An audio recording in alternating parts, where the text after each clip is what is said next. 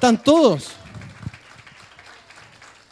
Es muy emocionante porque desde tiempo atrás hemos estado orando mucho también durante el tiempo del altar, y Dios en ese altar nos ha hablado, y le ha hablado mucho a mi esposa y le ha dicho las promesas que tiene sobre su familia, y ha reiterado eso una y otra vez, y en este tiempo de altar lo que no se logra en la carne lo hizo Dios en el Espíritu. Así que los saludo, me da mucho gozo verlos aquí, que Dios los edifique en este día. Amén. El día de hoy vamos a ir con la segunda parte del tema que comenzamos la semana pasada, que es la vida del Espíritu. Vamos a ir con la vida del Espíritu parte 2, demos unos minutos para hacer un breve resumen para que estemos todos nivelados y corremos en la palabra. Amén. Estuvimos hablando la semana pasada de que en nosotros hay por lo menos 4 poderes gobernando en nosotros. Estamos hablando del Hijo de Dios, no el que no tiene a Dios en su vida. Porque el que no tiene a Dios en su vida hay solo 3 poderes y los vamos a hablar. El primer poder es el poder de una vida indestructible, que es el poder de la vida que resucitó a Jesús, también llamada la vida eterna. Esa es la vida que Dios tiene, es la que Él vive, es la palabra griega zoe. ¿Cuántos han escuchado vida zoe en este lugar? Cuando hablamos zoe, esa es la palabra que Dios usa a través de la Escritura en el original para caracterizar lo que es la vida eterna, el poder de una vida indestructible, la vida del Espíritu, la vida que Dios vive permanente y eternamente. Dice que el que cree tiene, no dice que tendrá vida eterna, y ese es un poder gobernando. La vida eterna es Dios mismo viviendo en nosotros, y esa vida tiene la capacidad, la habilidad y el poder de producir los frutos del Espíritu, que son bondad, paciencia, fe, fortaleza, certeza, una vida estable. Cuando esa vida gobierna a nosotros somos sobrenaturales. Estamos sobre lo natural, sobre las circunstancias. Cuando vienen las crisis y las cosas, no te mueven desde donde tú estás. Te pueden de alguna manera, en las luchas normales de la vida, igual de repente uno resiente los golpes de las circunstancias, una pérdida, un problema económico. La primera reacción siempre es contraria, pero cuando la vida eterna está en nosotros, termina venciendo y termina gobernando Dios, y la paz de Dios es establecida. Si hay un sensor claro de cuando el Espíritu o la vida de Dios está gobernando a nosotros, hay una certeza y una paz que trasciende, es una posición espiritual que tú estás encima, estás tranquilo. Vi una noticia contraria y tú dices, no importa, Dios está en control. No es de la boca para afuera, porque si no te deja dormir es porque no está gobernando la vida del Espíritu. Si estamos estresados y preocupados porque esa vida no está fluyendo. Entonces por eso dice, y la paz de Dios gobierne en vuestros corazones. O sea, ese es un sensor. Usted está caminando en paz y en plena certeza cuando la vida del Espíritu lo está gobernando. Y hay muchos más frutos que vamos a ir hablando. Hay un segundo poder que hablamos la semana pasada, que es el poder del pecado. ¿Cuántos se recuerdan? Dijimos que el poder del pecado es la ley, lo dice la Escritura. ¿Qué quiere decir eso? La ley se refiere a la información correcta de Dios. Cuando Dios dice no robes, no mates, no juzgues a otros, no pelees, no seas contencioso, no andes con pelambres, con chismes, no forniques, no adulteres, todo lo que Dios dice que no hay que hacer, cuando la ley del pecado está gobernando a nosotros sentimos más fuerza para hacerlo. Ahí es donde están establecidos los vicios y todas las cosas que traemos y prácticas antiguas con las que estamos luchando. ¿Hay alguien aquí que esté luchando con cosas? Es parte de todos. Y vimos por la Escritura que el viejo hombre es el que está esclavizado al pecado. Y el viejo hombre fue crucificado con Jesús. Tú y yo fuimos crucificados con Jesús para no responder más a los estímulos del pecado. Que cuando venga la tentación, la fortaleza de Dios, tú estás muerto, tú dices, no respondo si soy muerto. Y explicamos que todos los hábitos que traemos de atrás, como mentir, fornicar, etcétera, todo lo que mencionamos, ser airado, etcétera, tienen que ser desechos por medio de la disciplina y el discipulado y la renovación de los pensamientos. Y por eso es que es tan importante venir permanentemente a las reuniones, orar permanentemente y estar en contacto con la palabra de Dios para que saquemos lo que fue establecido, para que saquemos pensamientos de temor, pensamientos de desánimo, pensamientos de derrota, pensamientos de ira, pensamientos de pornografía, pensamientos de todas cuantas malas prácticas traemos del viejo hombre. El viejo hombre murió, pero es tu trabajo deshacer lo que quedó hecho de él. Los vestigios del viejo hombre, las ropas que quedaron en nosotros del antiguo huésped de nuestra alma. Entonces, así usted tiene poder y tiene victoria en contra del pecado. Y lo hablamos en detalle y lo puede ver en nuestro canal YouTube. Ahí está la prédica de la semana pasada. Hablamos también de un tercer poder, que es el poder de la vida del alma. Esto es lo que en el original griego es psiche. ¿Cuántos han escuchado esa palabra cuando hablamos vida psiche? Dijimos que la vida del Espíritu es la vida Zoe. Es cuando Dios fluye en nosotros. Pero hay una segunda vida operando en nosotros, juntamente con la vida de Dios, y que es la vida psiche, que es la vida del alma, también conocido como la vida natural, la fuerza natural, la vida anímica, la vida de las emociones, la vida del yo, etc. Y esa es la vida que tenemos nosotros mismos por nosotros mismos. Y también tiene poder. Muchos predican con ese poder. Muchos tratan de hacer las obras de Dios con ese poder.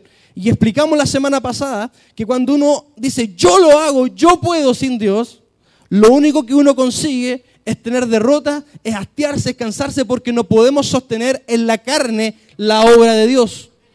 Por eso muchos terminan desanimados, hastiados, y algunos se terminan yendo a la iglesia porque fue una carga que no pudieron llevar. Terminaron ofendidos y en sus fuerzas y en su carne no pudieron vencer, no pudieron perdonar, no pudieron pasar por alto cosas que vieron. Entonces terminaron carnales y fuera de Dios. Y ese es un poder, y de eso vamos a hablar en detalle hoy. Amén. Y también dijimos que había un cuarto poder, que era el poder demoníaco. Estaban acá, ¿no? La Biblia dice que cuando nosotros le damos curso al poder del alma, dice que cuando fijamos la vista en las cosas terrenales, viene lo terrenal, lo almático y lo demoníaco. Eso pasa con los celos, por ejemplo. Esta sabiduría es terrenal, animal y diabólica. La traducción original de animal es almático y diabólico es demoníaco. Quiere decir que cuando nosotros le damos curso a las emociones y hacemos cosas que nosotros queremos hacer que están contra Dios, le abrimos puerta a espíritus y a otros poderes que nos esclavicen. Demoníaco. Y aquí hay espíritus de depresión, espíritus de temor, espíritus de ira. Todas las obras de la carne tienen un espíritu que es su sponsor, que es su patrocinador oficial. El diablo es el patrocinador oficial de la carne. Para cada mala conducta la carne tiene un demonio para fortalecer la carne. Entonces, ¿qué es lo que sucede? Los demonios son rotos por medio de la liberación. Y eso es lo más sencillo de tratar, dijimos la semana pasada. La liberación es un golpe al diablo, tú rompes las ataduras y son rotas. Y es importante porque el pueblo cuando está atado no puede funcionar. Y la atadura del diablo es rota por medio de la unción. Pero la unción no sirve contra la carne. Lo único que sirve contra la carne es la cruz. ¿Y qué es lo que hay en la carne? El viejo hombre y el yo. Eso es lo que hay aquí. Y cuando le damos curso a la carne, vienen los poderes demoníacos a esclavizarnos. Por eso, si usted aprende a tratar con la carne, se va a olvidar de las luchas eternas con el diablo. ¿Se va a liberar una que otra vez? Claro que sí. Pero ya no va a ser el foco de su batalla el diablo. Va a ser el negarse cada día y el diablo no lo va a poder ni tocar, hermano. No va a tocar su vida, no va a tocar su casa, no va a tocar sus finanzas, no va a tocar su familia, no va a tocar su salud, no va a tocar su carácter. Porque Jesucristo lo dijo muy claro, Él no tiene nada en mí. El diablo nada tiene en mí. Por lo tanto, el Señor quiere deshacer toda embajada que ha tenido Satanás gobernándonos con iras, con enojos, con celos, con envidia, con faltas de perdón, con rencor, con arrogancia, etcétera, etcétera. Dios vino a liberarte y Jesús vino a deshacer las obras del diablo. Pero depende de tú y yo que le cerremos la puerta. Hoy día, el día de hoy, vamos a centrarnos en el yo. Diga conmigo el yo. El yo es el sí mismo, es la vida del alma, es el poder natural que tenemos como seres humanos para hacer cosas. Por eso usted no puede usar este poder para cambiar porque el cambio va a ser superficial y no va a ser permanente. Imagínense que yo estoy tratando con drogas, estoy tratando con la pornografía, estoy tratando con un mal carácter, soy envidioso, soy enojón, soy impulsivo, soy explosivo. Y empiezo a usar mi fuerza, mi yo, para disciplinarme. Puede que yo lo pueda retener 1, 2, 3 veces un tiempo, pero va a llegar un momento en que la presión ya va a salir con toda su fuerza. Porque no se puede, como dijimos en un principio, sostener en el hombre un cambio y una transformación. Porque el alma o la vida del alma no puede dar los frutos del Espíritu. Puede intentar hacerlo, puede imitarlos, puede peinarse, maquillarse, ser muy educado, pero ser soberbio, altanero, orgulloso, enojón, no perdonador y rencoroso. Pero educado, que canta bien, que maneja el oficio de la predicación, que sabe hacer muchas cosas, que te saluda bien en la puerta, pero con un poco de presión eso se desvanece. Porque lo que no está fundamentado y lo que no está establecido en el poder de Dios y en lo que Dios puede hacer en nosotros está destinado a perecer. Pero por eso usted y yo tenemos que edificar con fundamentos fuertes. Yo recuerdo cuando el Señor a mí me llevó a entender el problema de la carne. Recuerdo que el pastor estuvo como 2 meses enseñando este tema en discipulado. ¿Cuántos ese tiempo están aquí? ¿Por qué? Porque es de crucial importancia. Es más, podíamos dedicarnos 4 meses y darle duro. A mí el Señor estuvo 4 meses tratándome con el tema. En ayuno, en oración, con la palabra, y no me quedaba con lo que aprendí acá, me llevé libros para la casa, estudié la Biblia, pasaba horas todos los días tratando con este tema. ¿Y usted cree que un domingo lo va a solucionar? Con una prédica el tema está resuelto porque recibió la información correcta. No, tiene que tomar lo que recibe acá, comerlo y practicarlo, como decía la hermana. Y recuerdo que estaba en esa lucha tremendo, bueno, todavía estoy en ella, porque eso es hasta el final, pero estaba aprendiendo. Cuando usted es adiestrado en algo, después ya sabe cómo usar las armas. Después si cae es porque se descuidó nomás, pero sabía cómo hacerlo. Y el Señor me dijo, cuando termine contigo este trato de la carne, te voy a entregar a los jóvenes, me dijo. Por eso si tú estás esperando un ministerio, si estás esperando un llamado, Dios no lo puede fundamentar en tu carne y en tus capacidades. Tiene que fundamentarlo en la cruz. Tiene que saber que tú vas a negar todo lo que eres para que Él pueda hacer lo que te mandó a hacer. Porque si no es Él en ti, vas a fracasar. Vas a fracasar lo que emprendas y lo que intentes hacer. Y en este tiempo en el que estamos, la Biblia dice hay que sembrar para el espíritu y no para la carne. Porque el que siembra para su carne segará o cosechará corrupción. Pero el que siembra para el espíritu, del espíritu, ¿qué significa eso? Que lo que hagamos tiene que ser motivado por el espíritu y no por nuestros deseos egoístas y personales. Porque si no, los resultados no van a ser los correctos. ¿Cuántos han querido sembrar paciencia? No, recibí una palabra de paciencia. Yo quiero cosechar paciencia de mi esposo o de mi esposa, tolerancia. Entonces, yo siembro para mi carne, pero lo único que quiero es tener una mejor vida para mí, pero no me interesa el otro. Hasta en eso soy yoísta. Entonces, siembro para tener un buen fruto para mí solamente y no también para que el otro se bendiga. Entonces, aguanto un par de peleas, pero después, ya sabéis, contigo no se puede. Hasta ahí llegó la siembra, basada y sostenida en la carne. Entonces, hay muchas cosas que hacemos en la carne y no lo sabemos. ¿Y qué es la carne? Lo dijimos la semana pasada, es la naturaleza, definámoslo así. La carne es un ser humano común y corriente. O sea, usted y yo sin Cristo. Viene Cristo sobre nosotros, vivifica nuestro espíritu, y nosotros somos espíritu, alma y cuerpo, y en nuestro espíritu deposita ese poder. Entonces, es nuestra labor tomar este poder que está en nuestro espíritu, negar el poder del alma para dejarlo fluir. Y esa es su labor y la mía. ¿Están preparados para eso o no? Hay un pueblo que va a vivir en el Espíritu los años que vienen, los días que vienen, las semanas que vienen, los meses que vienen. Hay un pueblo que cuando Dios mire la tierra, vea a su Hijo, vea el poder de su Espíritu fluyendo en usted, diga, te voy a bendecir, voy a dar sobre ti lo que había dicho, porque veo a mi Espíritu gobernando sobre la carne, veo a mi Espíritu trayendo frutos. La Biblia, Jesús dijo en la parábola del pámpano, ¿cuántos se recuerdan? dijo que el pámpano, si no está en mí, no puede llevar fruto. ¿Se recuerda, no? El pámpano es lo que hoy conocemos como el sarmiento. ¿Qué es el sarmiento? Son las ramas cargadoras del fruto de la vid, de la uva. Hoy en día hay un tronco central, que es el que lleva la savia de la uva, y Jesús dijo, yo soy la vid, yo soy el tronco, yo soy el que nutre, yo soy el que porto la vida Zoe, la vida del Espíritu, y el que no está unido y pegado conmigo no puede llevar fruto, porque separado de mí nada puede hacer. Entonces dice que el que en mí está, lleva fruto. Hay algo que pasa cuando tú te conectas con Dios. Tú te conectas con su Espíritu, tienes una experiencia verdadera de conexión con el Espíritu y cambios inmediatos en tu carácter. Inmediatos, llega a la casa y te dicen, algo te pasó. Algo te pasó, no eres lo mismo, cambiaste, tienes una luz diferente y hay ciertas luchas que son vencidas instantáneamente. ¿A alguien le ha pasado aquí? Pero dice que eso es solo el fruto. Si uno sigue leyendo la parábola, dice, y mi Padre lo podará o lo limpiará para que dé más fruto.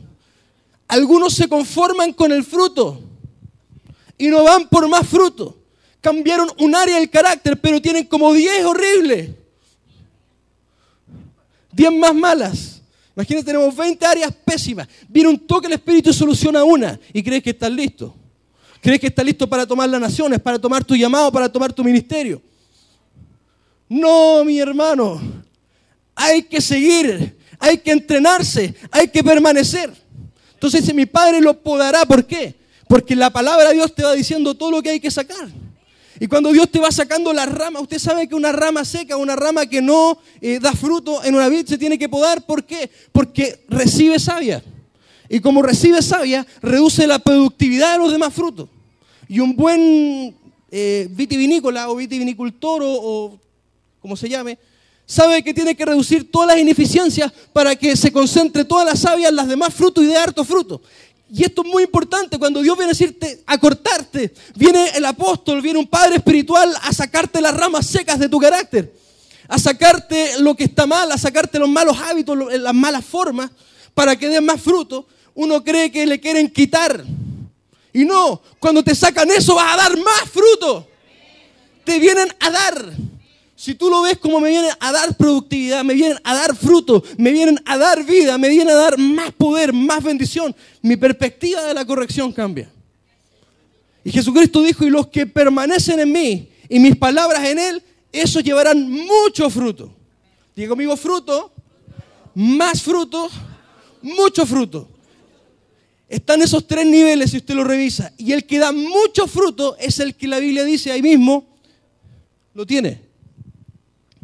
Yo la vid, vosotros los pámpanos. Si puede ir por el siguiente, por favor. El que viene.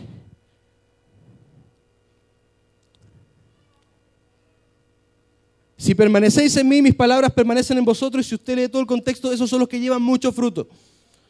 Esos son los que tienen la prerrogativa. Me lo cambió, ¿no? El 7, por favor. Esos son los que pueden pedir lo que quieran y se les dará. ¿Cuántos tienen peticiones sin responder? Este es el tiempo de permanecer en Dios y dar fruto de continuo, fruto de paciencia, fruto de benignidad, fruto de mansedumbre, y por Dios mío, ¿qué cuesta producir ese fruto? ¿Usted sabe lo que es la mansedumbre?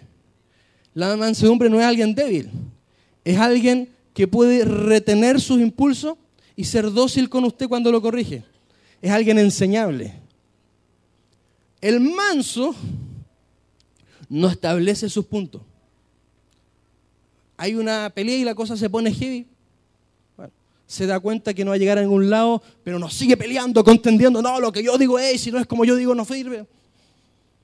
Usted sabe que si usted está casado, o se va a casar, o está, y no tiene ese fruto, lo que le espera. Su casa va a ser un campo de batalla. Va a ser una contienda, va a haber que poner trincheras para que no le lleguen los disparos. De las pachotadas verbales que se dicen las personas que no se dominan. Es tremendo. ¿Por qué? Por no negar el ego, No negar el orgullo de decir, bueno, que crea que tiene la razón por último. Porque no quiere perder nunca, quiere siempre estar en control, tener la razón. Ego, yo, esa es la vida del alma que venimos a tratar. ¿Está preparado? Esta fue la introducción. Hay por lo menos 4 áreas que nosotros tenemos que negar de la vida del alma. Acompáñeme a Juan 12, Juan capítulo 12, versículo 24.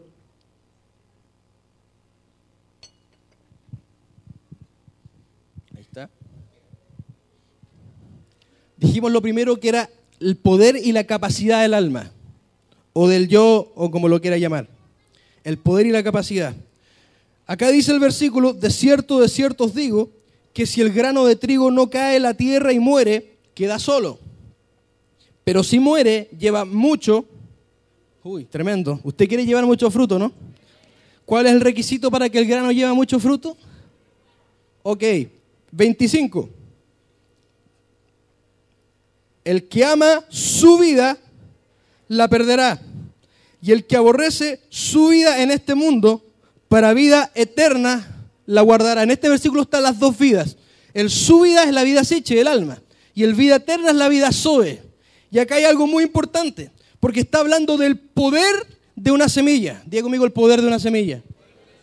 La semilla tiene poder para dar fruto. Si usted siembra una semilla de trigo, tiene el poder para producir más trigo a partir de uno.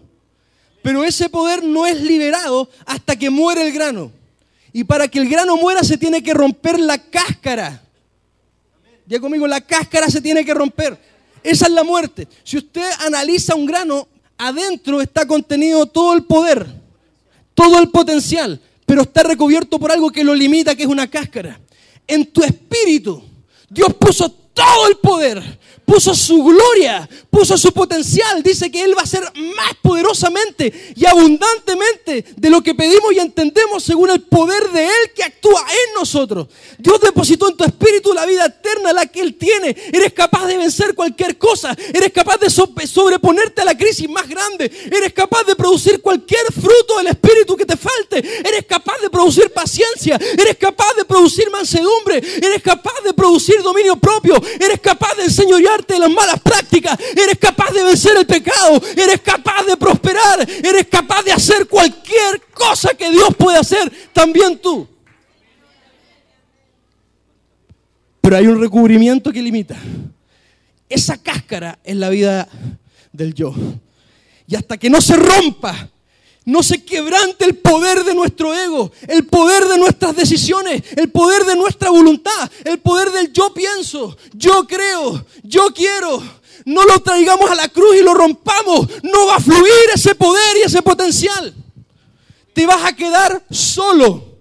Si el grano no muere, se queda solo. Y las personas que nunca mueren terminan solos, sin fruto, sin amistades, sin todo lo echan a perder. El ego donde se mete, destruye.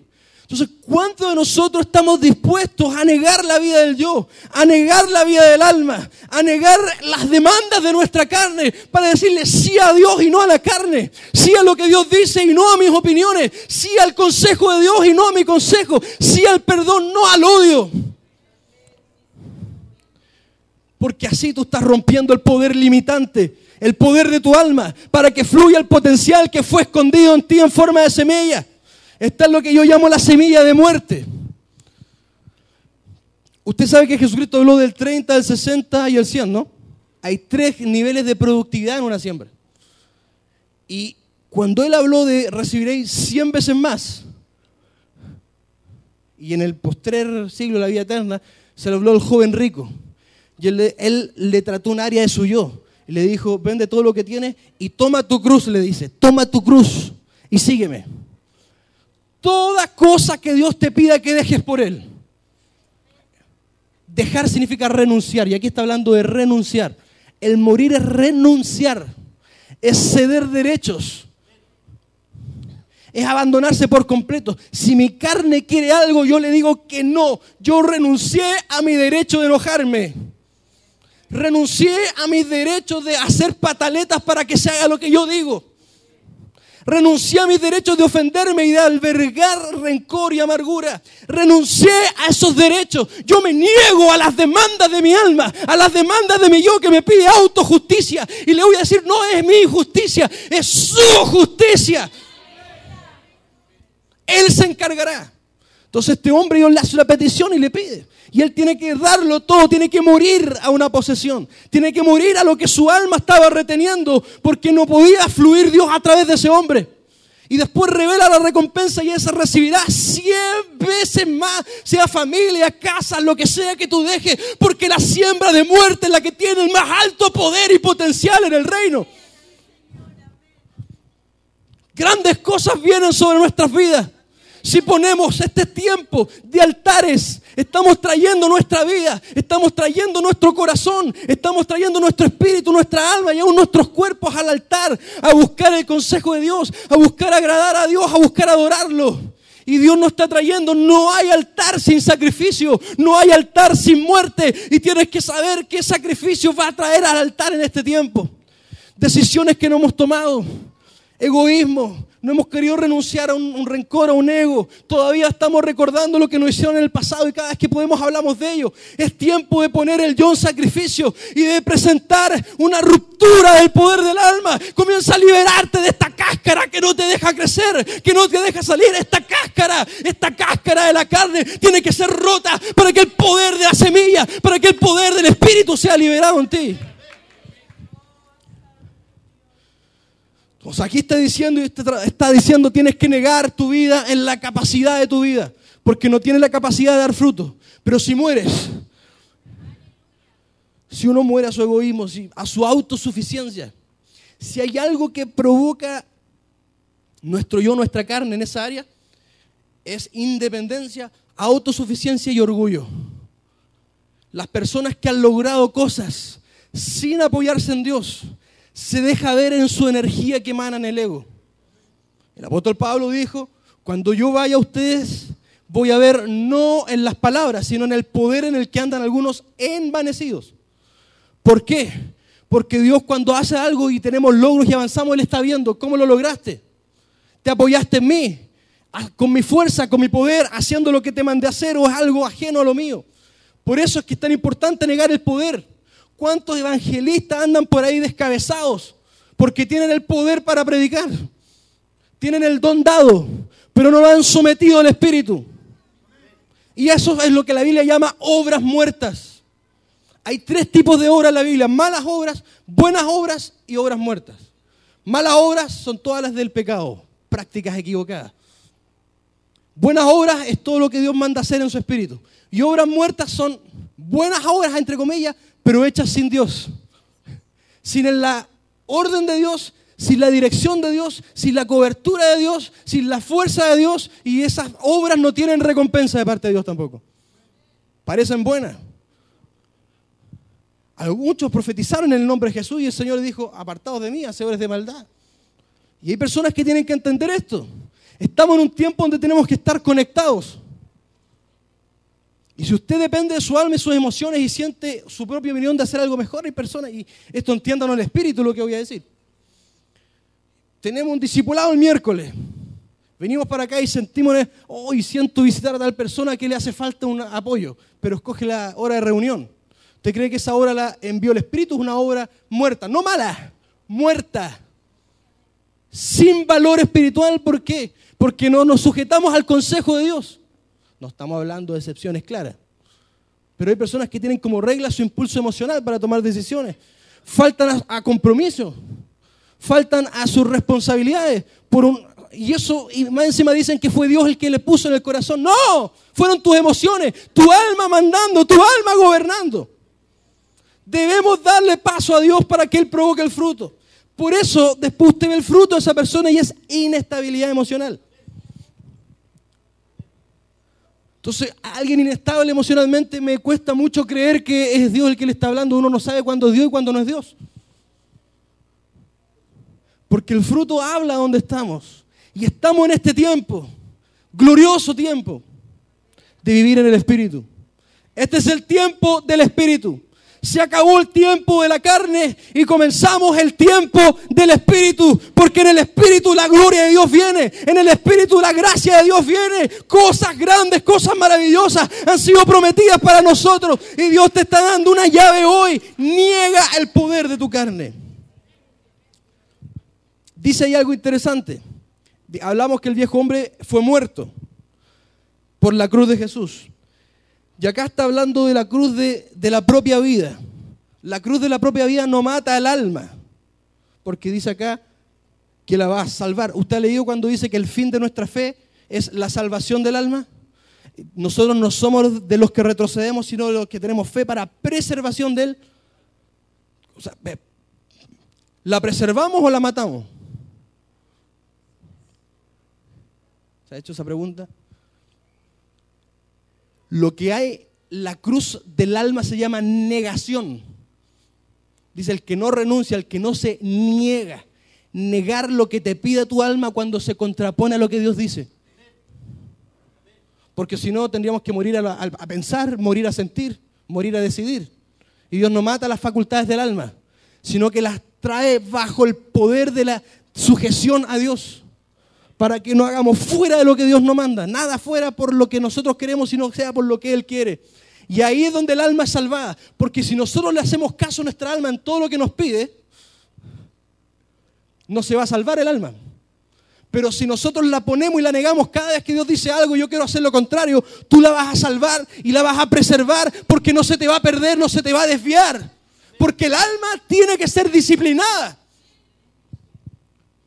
¿Cuántas personas pegadas a viejos amores y no han disciplinado su alma para decirle olvídate de eso? Y siguen sufriendo, alimentando esperanzas que nunca van a llegar. Y viven en nostalgia, en estados emocionales de vaivenes, dobles ánimos, porque no le han dado una orden de enseñorearse a su alma y decirle, te niego lo que me estás pidiendo, porque no es cohero para ti. Esto es lo que Dios tiene para ti, alma. Como decía el apóstol, alma bendice a Jehová. Es que pastor, no quiero venir a la iglesia, estoy muy cansado. Me vienes. Te levantas y vas a donde tienes que ir. No mataste el alma, sino que te negaste a lo que querías por ponerle dirección a tu alma. ¿Me está entendiendo? Esa es la cruz del alma. Cuando te pide una demanda la emoción, es increíble. El apóstol habló hace 2 semanas de la esclavitud de las emociones. Cómo las impresiones, las sensaciones del alma te embargan y de repente uno, la misma ira, como que quiere agarrar la puerta, agarrar un mazo y en ese minuto, con razón hay personas que matan. Es una cosa que se inflama, es una emoción intensa, fuerte, es una verdadera pasión de la carne que necesitamos poner en disciplina, negar lo que el alma quiere, negar lo que la carne nos pide, ponerse en trato, ponerse bajo la cruz, ir a ese altar y empezar a morir para que Dios comience a levantarse, para que esto no sea mayor, para que la cáscara de afuera no sea más fuerte que lo que tienes dentro. Tienes que alimentar tu espíritu. Por eso, si una persona pasa solo 2 horas en un culto recibiendo de Dios y después pasa 6 días recibiendo información de mundo, programas de mundo, cosas de mundo que alimentan sus sensaciones, que alimentan sus emociones, que alimentan la carnalidad, cuando llega el momento de la batalla, ¿quién está más fuerte? La carne está más fuerte. Por eso Jesucristo dijo, orad y velad. ¿Por qué? Porque el espíritu siempre está dispuesto, pero la carne es débil. Entonces, en este tiempo altar, no es orar cuando sentimos. La Biblia dice, orad sin cesar, no os desmayéis, velad y orad siempre, quiere decir todos los días. No le vamos a preguntar a la carne si quiere orar. Por eso, el apóstol lo ha dicho mucho.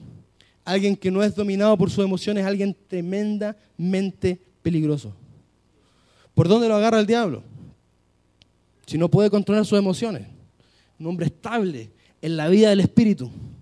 La vida del Espíritu es una vida estable, es una vida muy plena. Tú sientes quietud en tu espíritu. La vida del alma es agitada. Esas personas pueden estar en la gloria un día, eufóricos, no digo que no lo estemos, ¿eh? Pero con la misma intensidad que está apasionado, otro día están metidos en el hoyo más grande, de depresión y de angustia y de temor. ¿Por qué? Porque eso es el fruto de la emoción, no es el fruto del Espíritu. Sí, muchas personas se aíslan, se desconectan porque se meten en cuevas, como lo hizo el profeta. Entonces, Dios nos está llamando en este tiempo a enseñorearnos de las emociones. Hay un espíritu que es un espíritu de dominio y de gobierno, que es el espíritu de dominio propio. La palabra dominio propio en original es enkrateia. Krateia viene de kratos. Kratos es una de las palabras que se usa en la Biblia para traducidas como poder. Kratos significa poder establecedor. Es cuando el dominio, la soberanía de Dios establece ese tipo de poder. Y Dios dice, y es dentro. Dios te dio un poder soberano, un poder de soberanía, un poder de dominio, un poder de establecimiento. Con ese espíritu tú te paras y estableces la vida que tienes que tener. Le estableces órdenes a tus emociones, le estableces canales y te paras en principios y no emociones. Te paras en fundamentos, en convicciones y no en circunstancias. ¿Cuántas veces no hemos sentido venir a predicar? No hemos sentido orar, no hemos sentido alabar. Pero tenemos que hacer el esfuerzo de poner en nuestra alma al servicio del Espíritu. Por eso son tiempos de avivamiento. ¿Por qué? Porque hay una generación, hay un pueblo de sacerdotes que saben que el fuego no es un resultado de solo una visitación de Dios. El fuego es resultado de sacerdotes que están metiendo leña, que están cuidando sus altares, que están alabando, que están adorando, que están preocupados de la presencia de Dios. Que si llegan con sueño en la mañana, ponen leña cuando parte la reunión. No van a esperar que los motiven, no van a esperar que los levanten, porque son agitadores, son agentes de cambio, son hombres de poder. Esto no es la unción, sino que es la vida de Dios dentro de ti. Y si no sentimos la unción, no te preocupes, saca lo que está dentro y déjalo salir. Como decía alguien, déjalo salir. Tremendo lo que Dios está haciendo en este tiempo. Glorioso, glorioso. Te quiero contar algo. Hasta el día de hoy, mi opinión es que la batalla contra Dios es la más difícil de todas. ¿Por qué? Porque no es una batalla que se gana y se termina. Hay que negarlo todos los días. Y algo tremendo, ¿por qué el ser humano quiere usar su capacidad y su poder? Porque en el fondo cree que lo puede hacer solo. Y por eso sale el orgullo, sale la altivez, y cuando Dios te levanta, tú descansaste en Dios, moriste, te negaste para que Él te levantara, te levanta, y después tú dices, ya Señor, quédate a un lado, ahora sigo yo. Y lo que partió en el Espíritu termina siendo hecho por la carne.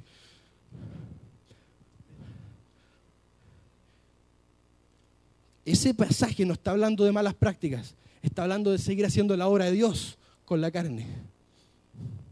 Desconectados de la comunión con Dios, ya no confiando en que Dios en mí lo puede hacer, sino sacando cálculos como lo hizo David en un minuto, que Dios se enojó cuando él hizo un censo, porque estaba midiendo su capacidad de pelear y puso los ojos en su carne, en sus posibilidades, en vez de mirar a Dios. Quiero decirte, y trajo maldición sobre la nación, quiero decirte que lo que el apóstol ha dicho es real.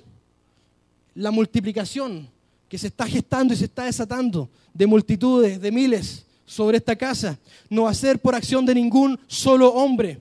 Dios no va a compartir su gloria. Dios lo va a hacer.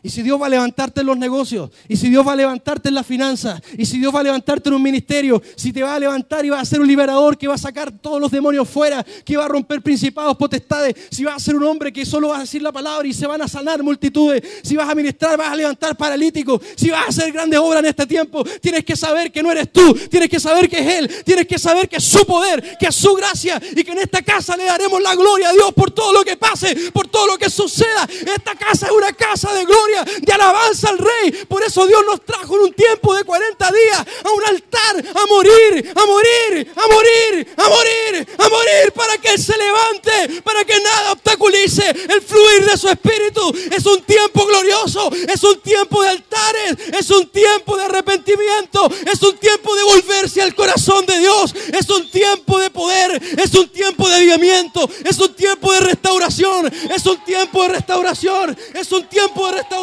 sobre tu vida, restauración sobre tu casa, restauración sobre tus hijos. Este es un tiempo de restauración.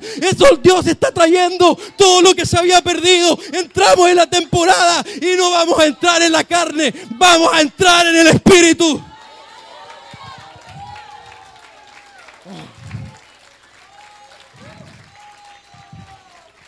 Glorioso.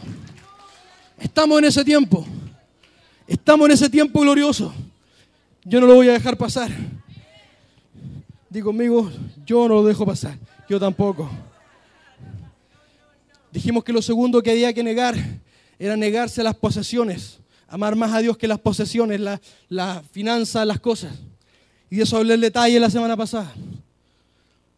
Y le expliqué cómo Dios me mostró las cruces de la avaricia, del egoísmo, del poner la confianza en las cosas materiales, como Dios con la cruz me llevó a soltar muchas veces los ahorros para poder no depender de eso, sino depender de Dios. Cuando tú pones tus finanzas, pones tus posesiones en manos de Dios, te quitas una gran carga de encima. Hermano, tener que maquinar y pensar cómo lo vamos a hacer, empezar a entrar a calcular y ver que las cifras no dan con la realidad, es una carga que no le doy a nadie. ¿Por qué no mejor le ponemos las finanzas en las manos de Dios? ¿Cómo hago eso, pastor? Diezma.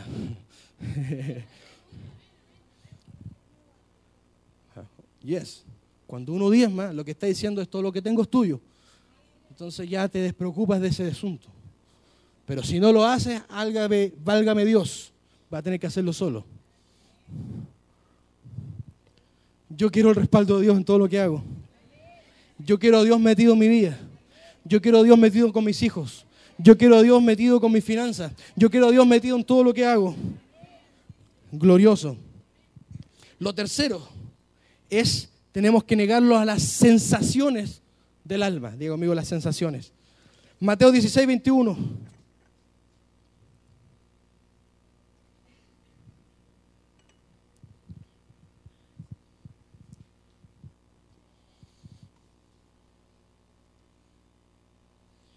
Este tiempo de altares, hermano,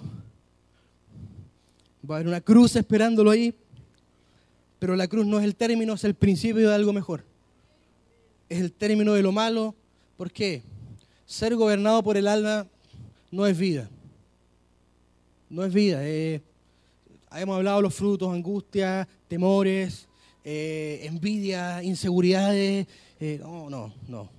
Desánimo, frustración, cansancio, hastío. No vamos a gozar nada de lo que Dios está haciendo. No, diga, no más la carne. No más el ego, no más orgullo, no. Sí a Dios, sí a su Espíritu, sí a sus bendiciones. Ok, amén, ahí está, Mateo 16, 21, dice: desde entonces comenzó Jesús a declarar a sus discípulos que le era necesario ir a Jerusalén y padecer mucho de los ancianos, de los principales sacerdotes y de los escribas, y ser muerto y resucitar al tercer día. 22.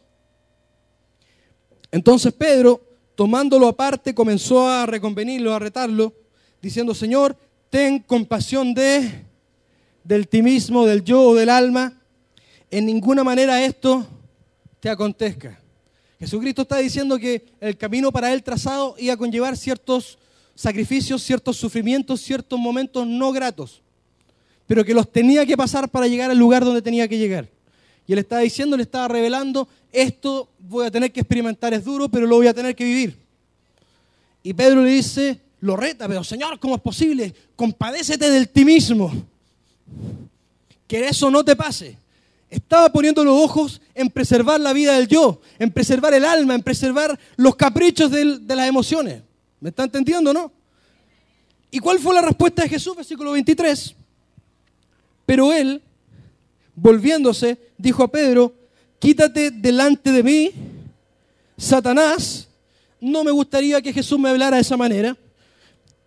Me eres tropiezo porque no pones la mirada o la mira en las cosas de Dios, sino en la de los hombres. Y dice, entonces Jesús dijo a sus discípulos: si alguno quiere venir en pos de mí, niéguese a sí mismo. Tome su cruz y sígame. Porque todo el que quiera salvar su vida, la perderá. Y todo el que pierda su vida por causa de mí. Usted sabe que Pedro recién Jesús le había preguntado, ¿quiénes dicen los hombres que yo soy? Y ahí empezó la lotería, Juan Bautista, otros los profetas, y empezaron a especular de quién era Jesús. Y Pedro dijo, no, tú eres el Cristo, el Hijo del Dios viviente. Bienaventurado, le dijo Jesús, eres Simón. Pedro dijo, ustedes saben, hijo Jonás, porque no te lo reveló carne ni sangre. Glorioso hombre con revelación del Espíritu y en un minuto después con revelación del diablo. Le dice, te lo reveló el Padre, minuto después, cállate, Satanás, al mismo hombre. ¿Para dónde va, pastor, con esto? Para que tú seas grande en el Espíritu, no depende de cuánta revelación, cuánto entiendes, cuánto no entiendes, sino de cuánto estás dispuesto a negarte para que Dios haga contigo. ¿Por qué? Porque nosotros no tenemos los recursos ni el poder de hacer la obra de Dios, solo Dios. Entonces Dios le promete y le dice, te voy a dar las llaves del reino y todo lo que ates será atado y todo lo que desates, que significa prohibir o aceptar. Todo lo que tú prohíbas que pase aquí en la tierra, yo lo voy a prohibir en el cielo. Todo lo que tú habilites para que suceda en la tierra, yo lo voy a habilitar. Quiere decir que si tú declaras salud, sanidad, poder, victoria sobre tu casa, el cielo lo va a avalar. Si tú decretas miseria, Dios va a tener que someterse a lo que tú dices. Pero Él nunca le dijo, te doy esa autoridad, te doy esas llaves. No, te las daré. Porque todavía era carnal y emocional y lo reveló el minuto después. Por eso tenemos que madurar, por eso tenemos que crecer, dejar de depender de las impresiones, de las sensaciones. Qué difícil, pobrecito de mí, lo que me está tocando vivir. No, no te compadezcas de tu alma. Háblale a tu alma, lo vas a tener que pasar, pero con Dios. Te voy a decir algo, la infelicidad es por tener un fundamento errado para estar gozoso. Él estaba poniendo el fundamento en preservar la vida. El fundamento de una felicidad y un gozo estable es descansar en el amor de Dios. Es depender de Él para todo. Cuando te falla un amor, tengo a Dios. Cuando no hay dinero, tengo al Señor. Si muero, voy a estar con Él. ¿Por dónde te agarra el diablo? Pero estamos muy atados. Estamos muy atados y Él le está diciendo, céntrate en ti mismo. ¿Por qué alguien no puede dejar el vicio? Porque no quiere soltar el estímulo que le gratifica el alma. ¿Por qué alguien no quiere dejar la pornografía? Porque no quiere dejar ese estímulo que le gratifica el alma. Esto es tremendo. La psique, el alma del ser humano es una cosa complejísima, ¿no? Es difícil de entender al ser humano a veces. Hay personas que el estímulo al cual están adictos en su alma es levantar hombres cojos. Mujeres. Entonces, y esto lo hablaba la pastora, se buscan hombres cojos y cuando los levantan se aburren. Porque ya no tienen la gratificación de ser ellas quienes levantan a alguien. Eso no se resuelve hasta que identifiques qué es lo que te está pidiendo tu alma para que se lo puedas negar. Y decir, y hacer la sustitución de estímulo. Digo, amigo, sustitución. Que lo que antes me gratificaba lo corto y ahora pongo a Dios y me gratifico con Dios.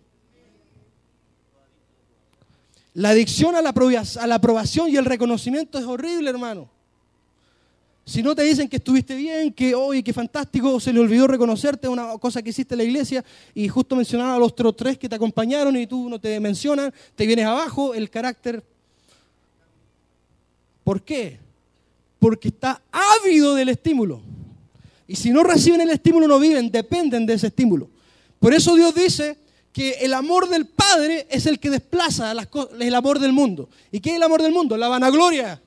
El querer ser reconocido, el querer ser aceptado, el que me miren, el que me levanten. Dios dice, no, lo que va a desplazar eso es el amor del Padre. Cuando tú tienes el amor del Padre, tú eres afirmado, tú eres consolidado. No depende de que te reconozcan, que te digan, que no te digan, que te hagan, que no te hagan. No importa, Dios me mira, Dios está conmigo. Y donde está mi corazón está mi tesoro. Y lo que hago para mi Padre en secreto, Él me lo recompensará en público.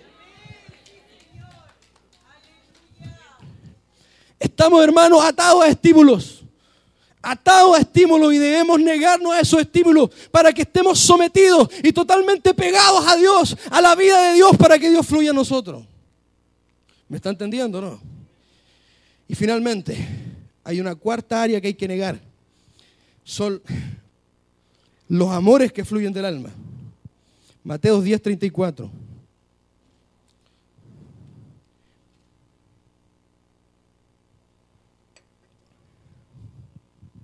Mateo 10:34. ¿Está ahí? Eso. Vamos a seguir hasta el 39 rápidamente. No penséis que he venido a traer paz a la tierra. No he venido para traer paz sino espada. Porque he venido para poner en disensión al hombre contra su padre, a la hija contra su madre y a la nuera contra su suegra, y los enemigos del hombre serán los de su casa. Puse este versículo para explicarlo para quien lo pueda haber malentendido también. El que ama a padre o a madre más que a mí, no es digno de mí. El que ama a hijo o a hija más que a mí, no es digno de mí. El que no toma su cruz y sigue en pos de mí, no es digno de mí. El que haya su vida, la perderá, y el que pierde su vida por causa de mí, la hallará. Está hablando del dominio del alma en los amores de la vida. Cuando uno ama con la vida así, con el amor del hombre es egoísta, quiere todo para sí. Entonces lo que Dios quiere es que su amor fluya en nosotros. Ese amor que te estabiliza en Él, que cuando te fallan los amores no te afecta, o si te duele un poco, no te quedas pegado en eso. ¿Por qué? Porque el alma también hay que despegarla de los amores carnales. Hay que extirparla. Y este proceso también es difícil. Pero es un proceso de libertad. ¿Por qué? Porque un hombre tiene la capacidad de matarte el día. No, me mataste el día. No puede ser. Pero ¿cómo lo vencemos? Hay que ir al origen del problema. Estás amando y ya estás apegado con tu alma a donde no tienes que estar apegado. Estás apegado a los amores. Depende de los amores. Depende si te llaman o no te llaman cierta persona. Si te aprueba o no te aprueba. Si te ama o no te ama. Si te mira y no te mira. Si te levanta o no te levanta. ¿Qué cárcel es esa? Yo no quiero vivir encarcelado. Dios me llevó a esta cruz quebrantándome los amores. Y yo dije, no hay quien me pueda levantar, Señor, solo tú. A ti te voy a amar más que a mi padre, más que a mi madre, más que a hombre y mujer. Porque no quiero volver a sufrir así, le dije al Señor. Te voy a amar a ti, te voy a servir a ti. Tú vas a ser mi esposo, tú vas a ser mi esposa, tú vas a ser mi padre, tú vas a ser mi madre. Al tiempo después le vino cáncer a mi mamá. No me afectó y no es porque sea superhumano. No me afectó porque yo ya no estaba pegado a eso, sino que estaba pegado al amor de Dios. Y la pude amar con el amor de Dios y decirle, no te preocupes, Dios lo va a sanar. Y la sanó el Señor. Y tenemos una hermosa relación. No es que vas a perder las relaciones, pero el alma necesita creer que las pierde. ¿Lo escuchaste? Porque si todavía cree que las tiene, se va a apoyar en ellas. Entonces tiene que sufrir la pérdida real, de sentir la pérdida total. O si no, no hay cruz. O si no, no hay libertad de la vida del alma. Para que después te las pueda devolver aumentadas 100 veces. Pero ya con un hombre maduro, que lo trae de vuelta y dice, gracias por esto, Señor, pero tú me sostienes. Pero tu amor me sostienes. Yo no sé si hay bendición más grande en esta tierra que la de estar enamorado de Dios. De que tú puedas partir tu día y saber que tu felicidad no va a depender de nada ni de nadie. Porque Dios está contigo. Pero eso no es si no hay cruz de por medio. Entonces a veces Dios te puede pedir una relación, un hijo, una esposa, no que te divorcies, no. Pero que lo dejes, que lo sueltes. Yo recuerdo cuando el Señor, una de las tantas cruces, me dijo, ya no me traigas más a tu familia a la oración. Me dijo, no ores más cuando venga a orar, no me hables más de tu familia cuando vengas a orar. ¿Qué estaba haciendo? Estaba tratando la vida de mi carne. Entonces yo me empecé a centrar en buscarlo a Él. No quiere decir que no hagamos guerra y no las reclamemos. Pero a veces nuestro servicio, nuestra búsqueda de Dios se centra en otros hermanos. Y no en la relación que tienes tú con Él. Entonces, en esa cárcel siempre vamos a depender de lo que haga o deje de hacer un hijo. Lo que haga o deje de hacer tu padre, tu madre contigo. Ya basta, hermano. Dios te quiere hacer libre de eso, libre de tu carne, para que no te afecte más, para que puedas ser libre para amar. Si hay algo que yo puedo valorar o me impresiona de mis padres, de los padres espirituales, es que después de tantas deslealtades, hermano, nos sigan amando. ¿Usted por qué dice? ¿Por qué dice eso, pastor? Sí, porque hay dos desbalances en este asunto. Nosotros hemos visto pastores. Una deslealtad y le cerraron la puerta a todos los demás. El pastor puede haber dicho, si hijos espirituales me fueron desleales, no confío en ninguno. ¿O no? Porque algunos se lo tiran por otro lado, cierran nada con nadie. No, si tienes que amarlos, pero no con tu amor. El amor de Dios que pasa por sobre ti. Por eso algunos están con los que quieren estar nomás. Hacen acepción de personas. Con los que se sienten agradados comparten, con los otros no comparten. Se sirven a sí mismos. Porque todo lo que hacen sale de ellos. No es Dios en ellos. Y Dios los ama a todos. Dios los saluda a todos. Se da cuenta cómo nos ata esta vida. Y Dios me trató. Yo recuerdo cuando me trató con los amores también. Me dijo, me quedas un año soltero. ¿Alguien se acuerda, no? Sin nada. Te quedas un año soltero. ¿Cuántos jóvenes aquí Dios te puso una palabra que no es tiempo de amores? No, esa fue otra experiencia. Hay jóvenes acá, ¿o no? Que ahí hay uno. Te voy a decir algo fuerte, no seas carnal. Si cedes, eres carnal, porque te dejaste llevar por tu emoción y tu necesidad de tener alguna compañía. Y la única, hermano, necesitas la sustitución de estímulos. Sacas ese amor, mueres a él porque no lo vas a tener, porque hasta que no te avise, y te vas a tener que nutrir con el amor de Dios. Y cuando te lo mande vas a estar acostumbrado a suplir esa área con el amor de Dios y ya no la vas a reemplazar por la antigua. Te hace invencible. Si yo tuviera que contar todos los altares, hermano, de relaciones, tendría que desnudar personas. Pero 2 veces estuve a punto de quedarme de patita en la calle por no ceder ante el amor de los padres.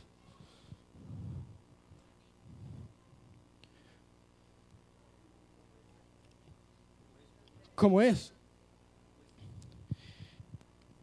Es cuando tus padres tienen una voluntad contraria a la de Dios. Y mantenerte en la voluntad de Dios te va a llevar a un conflicto. Y tú decides por Dios aunque te cueste todo. ¿Cuándo lo puedes hacer? Cuando lo que te dan tus padres no es mayor que lo que te da Dios. Cuando lo que te da un amor de la tierra no es mayor que lo que te puede dar Dios. No hay nada mayor en esta tierra que Dios, que el amor de Dios, que el poder de Dios en ti, que Él te capture, que Él te controle, que Él se haga el Señor de tu vida, que es fácil decirlo, pero que gobierne todas las áreas, lleva muchas cruces de proceso. Ponte de pie en esta hora, vamos a orar.